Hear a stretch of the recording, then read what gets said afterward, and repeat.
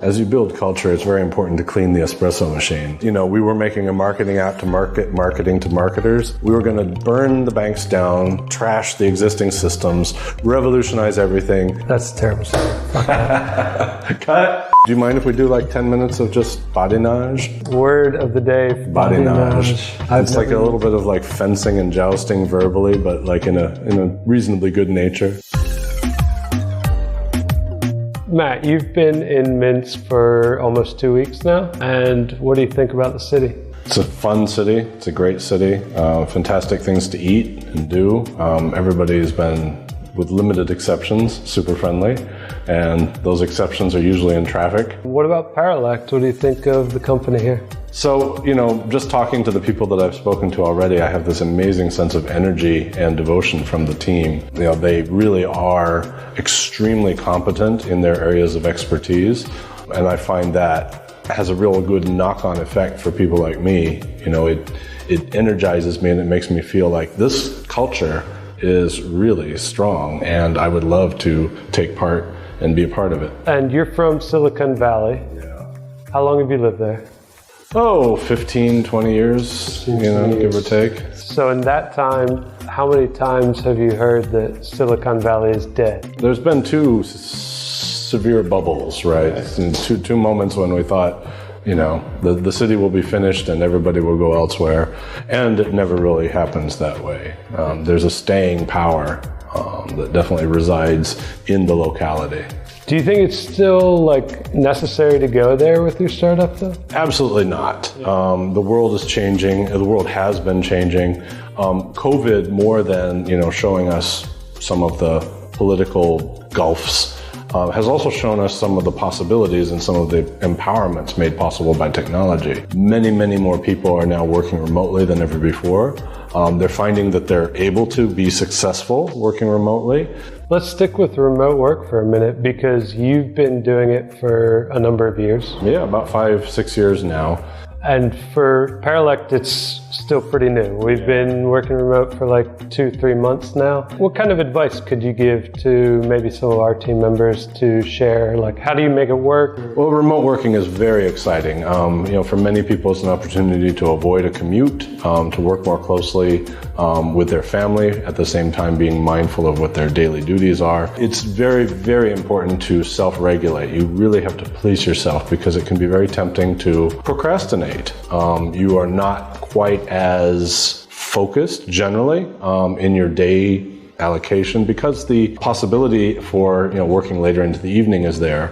And then the flip side is true. You can devote too many hours to your work simply because it's always on and it's in your house. So not only do you have to police yourself, but you also have to set boundaries with the people that you work with so that they understand you're available but not always available. All right, let's talk about art for a minute. What is or why is Zigzagzilla your artist name or your presence as an artist? Well, a couple of things. One, I feel I lucked out with the brand. So there was a little bit of hunting around for what has a cadence, what's memorable, what's also still available, and then what references the kind of art that I do, which very often contains these very geometric patterns, and a zigzag is one of the fundamental patterns of my particular style of art.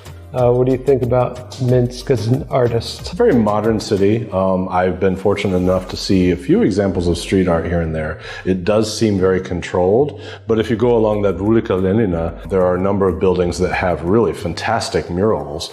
I think it's very neat that they contain an element of counterculture, but at the same time, through my researches, I've learned that they also reference traditional folklore, traditional stories of the city. It feels very positive. Do you draw as a way to relax? Drawing is much easier from a mobile perspective when I'm traveling or when I'm moving around. I love to sit in cafes and kind of absorb the energy of the people around me. And my abstractions, such as they are, tend to incorporate the built environment and the people's energy around me. What kind of challenges do you see ahead for Paralect to go from, say, 100 to 300 people, and how is that different from, say, an early stage startup that's going from 5 or 10 to 20, 30? It's an excellent question, and very much the meat of what I'm here to help do. A company in Paralect stage has very good background in building its processes and in evaluating how it works. I think that execution is absolutely fundamental. You can have all of the baseline and background and material and institutional memory, but if you can't bring it to execution to really drive behavior and action that you need to do to reach that next level, then it really doesn't matter who you are. But culture is the number one driver of that kind of action. Well, let me come back just momentarily to the smaller stage startups. The culture there is based very much on personal relationships, and a lot of the glue that starts holding people together from 5 to say 40 or 50 people is that shared experience in meeting challenges and overcoming them and finding successes. In a larger organization, you're often looking at proven successes. You're testing your successes for different ways to do them. So there's a bit of revision there. It becomes a little bit impersonal, and that's always a bit tragic. Like the personal part of working in a small startup organization is really nice. Yeah. So how you preserve that as best you can and still become an enterprise level company is definitely a challenge and one that we'll be working on.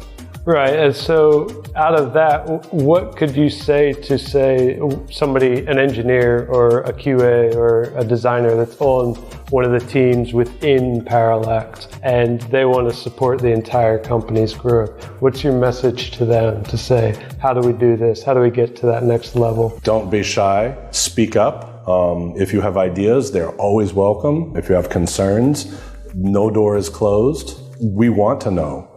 Everybody is very interested in everybody's success. As you get closer to a goal, you start noticing the flaws or the challenges more because you've shorn away so much of the noise. That goal is right there, but you start seeing impediments.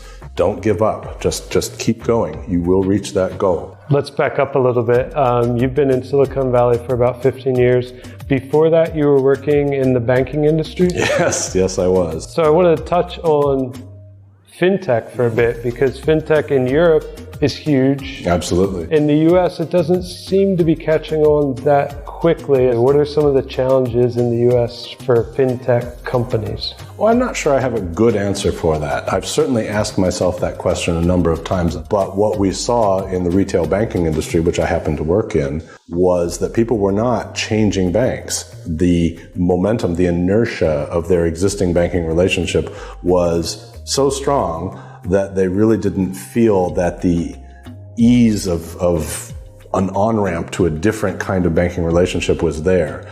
Part of that's regulatory. Opening a bank account isn't always the easiest thing to do, especially for underserved or people who have challenges in the management of their own finances. They can find it a very intimidating process. I think that the European banks were perhaps even a little more hidebound traditionally, especially for money transfers between people and cross-border. So I see that people in the newer fintech startups are really beginning to address these challenges in a way that the larger banks just aren't agile enough to compete with. Now in the US, how that translates is going to be interesting, because what I've seen are the enterprise level banking establishments really seeking out ways to meet the challenge and offer their own products before there's a chance for upstarts to come and unseat their power structure. All right. And apart from fintech and maybe blockchain, what are you really excited about in tech right now? Tech has the opportunity to really solve a lot of problems, and since movements probably before Occupy Wall Street, but my own sort of cognizance of tech for social good started during that era. And I've just seen nothing but improvements ever since. Open innovation initiatives, the fundamental underlying concept of many blockchain projects are to empower people to interact with each other in a trusted and efficient way. And it's not just about blockchain, it's about all the different technology stacks that can be used to solve problems that are appropriate for social good. I think that is very much part of the conversation. It's here to stay, and I'm really excited about it. What superpower would you like to have? Again, it's a great question. It gives me a chance to be contrary. I like embracing human limitations because they're real. And if you embrace it and recognize it, you can use it to its maximum potential. If I was to just answer your question simply, it would be say, do whatever I can to my maximum potential. What is one piece of advice that you were given early in your career that you took to heart and has really made an impressionable impact on how you work and how you've approached work? Never give up, right? Never give up. And that was a concept when I first heard it, right? Not a practice. And I had plenty of opportunities to give up, and often did. But then when I really had the tenacity to not give up on things that I cared about, sometimes it was really grim, but the timelines can be really, really long, but you will succeed. And I've seen enough people around me also with that kind of tenacity succeed that is a strong piece of advice. So speaking of success, what are you working on in the near term, let's say like the next year? What are you working on getting better at? I would love to learn Russian. You'd love to learn Russian? I mean, it's a very difficult language, but what an opportunity being here to actually dive in. Think of all the great Russian artists. Some of them I like very much, Malevich especially, Popova, great Russian writers, Russian cuisine. History is just amazing. Yeah, I think it's a pretty cool thing to try to do. Now, ask me in a year, and I might have 5 words. We'll just get one more serious question out of the way. Entrepreneurs in the U.S. who are apprehensive about working with companies like Paralect, partnering with us to build their products. Maybe they want to build their own teams. Maybe they think that company building and having development in-house is an essential part of a startup. Or maybe they just had bad experiences outsourcing, which can definitely happen. What would your message to them be if they're sort of on the fence about this? If they have the opportunity to come here and feel the energy, I think that would be a remarkable experience. Even from my own perceptions, which are generally positive, still the reality is more positive than my positive perceptions.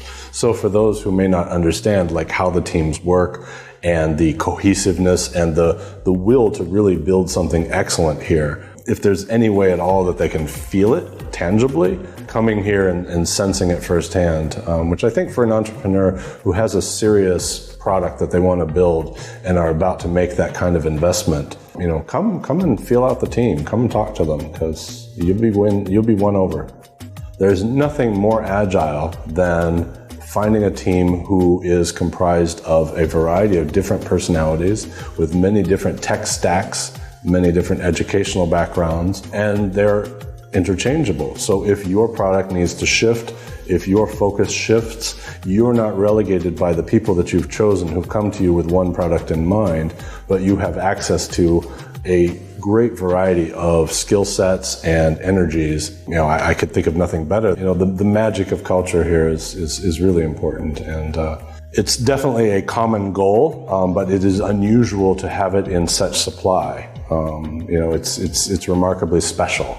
So I really appreciate being able to be part of it firsthand.